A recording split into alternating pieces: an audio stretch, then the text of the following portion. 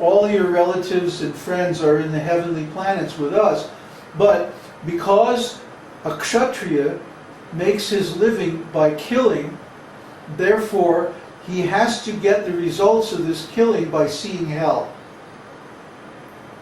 And because you're a pious person and your pious karma is infinitely more than your impious karma, then you get the results of your impious actions first.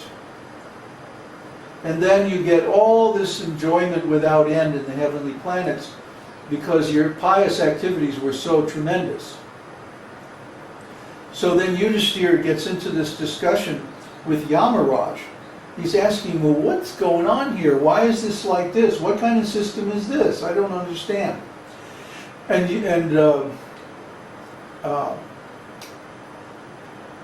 then Dharmaraj explains that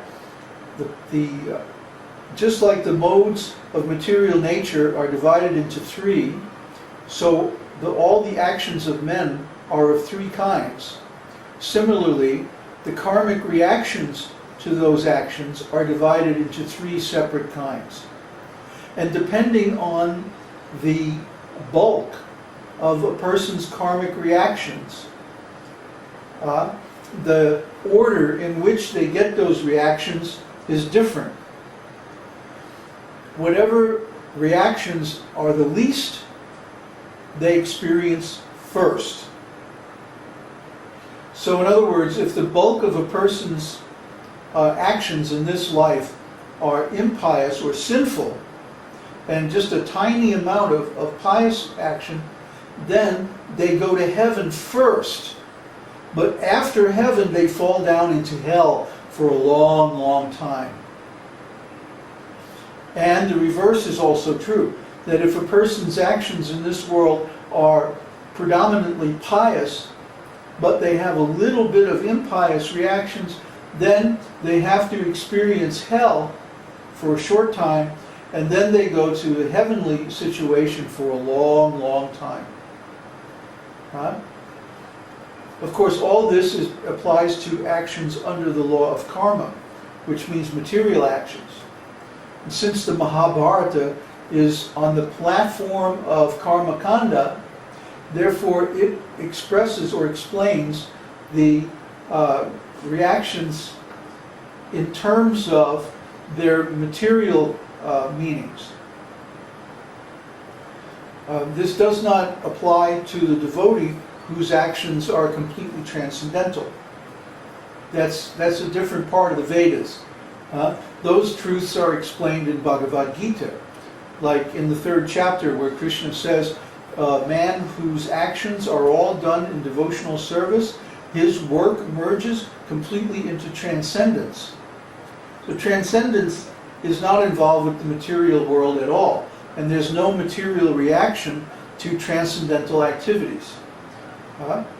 Unless, of course, you make a mistake and do something material by accident.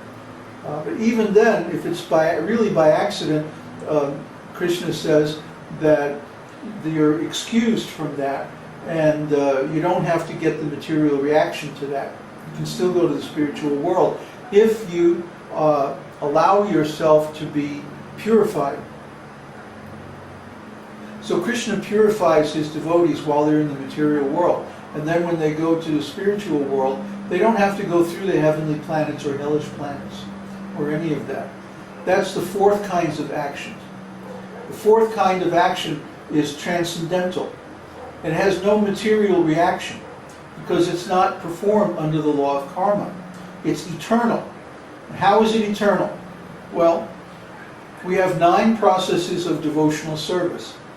Hearing, chanting, remembering, worshipping, and so on. There's 5 more, but there are 9 total, given by Prahlad Maharaj in his famous verse, Shravanam, Kirtanam, Vishnu Smaranam, Vadasevanam, etc.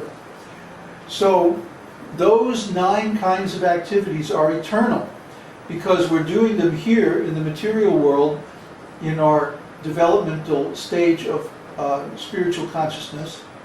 And we're also performing the same activities in the spiritual world after liberation.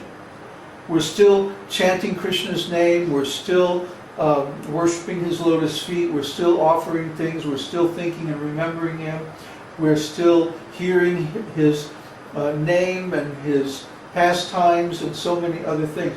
All these items of devotional service that we perform in this material world are eternal, because they're the same things that we're going to be doing in the spiritual world.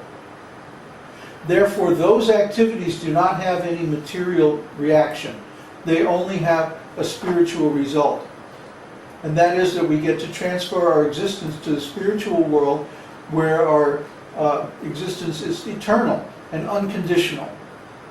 Therefore, everyone should perform devotional service activities as far as possible while in the present body. And then in the next body will be in our spiritual existence, our spiritual identity, and there won't be any question of having to accept material reactions. That's the power of devotional service. That it actually takes us out of the range of the power of the law of karma. And even though we're still in the material world, our bodies become spiritualized. And we're actually under the control of the spiritual energy while in the material body.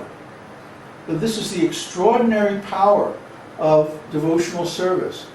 And that's why we recommend that everybody engage in, beginning with karma yoga, and then with the pious credits earned by karma yoga, you can gain transcendental knowledge, which is discussed in the 4th chapter of Bhagavad Gita, and then you can approach pure devotional service, which is discussed in the 5th and 6th chapter and on after that. So this is a process, a gradual process of purification that involves the material body and the senses, but because we're engaging the material body and senses in a spiritual process, they become spiritualized. Because actually they're nothing but spiritual energy. So this is the wonder and the power of devotional service. And this is why everybody should be engaged in chanting the holy name and so forth. So, are there any more burning questions? Yes. I have a question. Florian has a question. Yeah, just Speak up there, young fella. a simple question. Are there any descriptions of the pastimes of Lord Jagannath in the spiritual world? Dwarka Lila. Dwarka Lila? Yeah. Lord Jagannath is Krishna in Dwarka. So all of the Dwarka Lila is actually about Lord Jagannath. I see. But Lord Jagannath, his specific mood is that he's Krishna in Dwarka in separation from Vrindavan. That's his specific mood. Just like there's this wonderful pastime narrated in the Brihad Bhagavatamrita, when Gopakumar comes to Dwarka, you know, the guards and everybody say, "Oh, you're Gopakumar, we've been expecting you, come in." So they bring him into the palace, and he comes into the assembly hall of the Yadu dynasty, and there's Krishna surrounded by all of his great devotees. The Pandavas are there, and Drishtadyumna and all his sons, and all the great kings, you know, all the great Yadu dynasty kings are there, and it's just a wonderful scene. And Narada Muni and all the sages are there giving advice and so on. And it's this amazing scene, like right out of Mahabharata or something. And so Gopakumar is escorted in, and Krishna, when he sees Gopakumar dressed in Vrindavan clothing, he says, "Oh, come on up here, you know." And Gopakumar, I mean, he's still kind of freaked out because he was just in the Vaikuntha planets. And in Vaikuntha, you know, everything's very formal and very regulated and everything like this. So Krishna, when, you know, he's like paying his obeisances at the throne and, you know, being very humble. But Krishna, he gets up and he comes down from his throne and he embraces Gopakumar. And then he says in a trembling voice, "Can I see your flute?" And Gopakumar goes, "Sure." And he gives Krishna his flute, you know. 'Cause as a cowherd boy, he's always carrying a flute. So Krishna takes the flute and he's like looking at it, you know, and he goes into this really like far away mood, you know. And then Krishna says, "Okay, the assembly is adjourned. Everybody go home. See you later." And he just kind of wanders off, glassy-eyed, you know, and everybody's going, "Oh, what's going on?"